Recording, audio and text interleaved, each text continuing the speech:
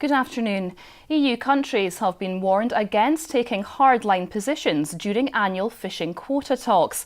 The December Fisheries Council meeting will be the last before the UK leaves the EU in March. Quotas for 2019 will be set, but fishing leaders say other countries should not put pressure on the UK as a backlash over Brexit.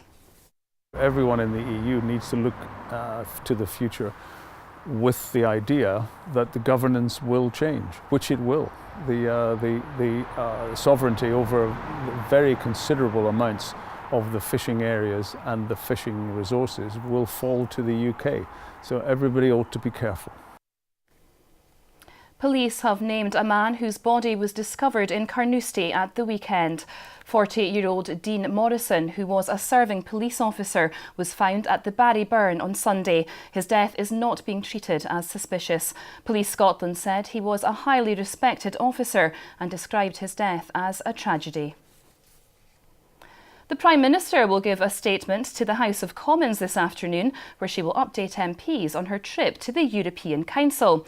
Amidst talks of a second Brexit referendum, Theresa May is warning that another vote would damage democracy. It comes as her withdrawal agreement is expected to be voted down. Theresa May's approach is taking the country nowhere. The whole Brexit process is being driven by her into the sand at the moment, and she's got to quit the pretence that there can be some miraculous change that is going to get this deal that she's proposing through the House of Commons. It's not going to happen, and every day that she pretends otherwise is a day lost, and there's no time to waste. A 21-year-old man has died after falling whilst climbing on Ben Nevis. The incident happened yesterday afternoon in the Tower Gully area.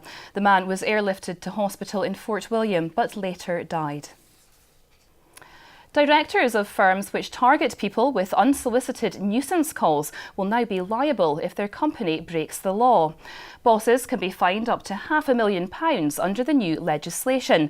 The move has been welcomed by campaigners. I think it's a step in the right direction. I think it's important that we all do keep working together in terms of Citizens by Scotland, consumer organisations, the companies and the government, but it's definitely important that consumers are protected, and this is one step towards that.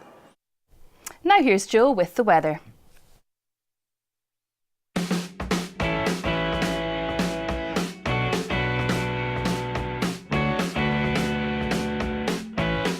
Bringing you sunshine.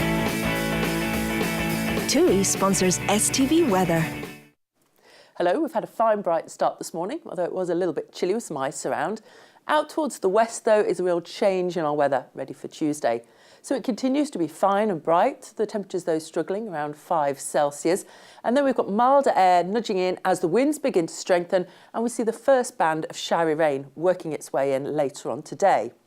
Overnight then, it will be much milder. We've got the strong winds, coastal gales for the west, and temperatures around double figures for many areas. But this wet weather is going to really gather itself as we go through Tuesday. A spell of heavy rain and also strong winds for tomorrow.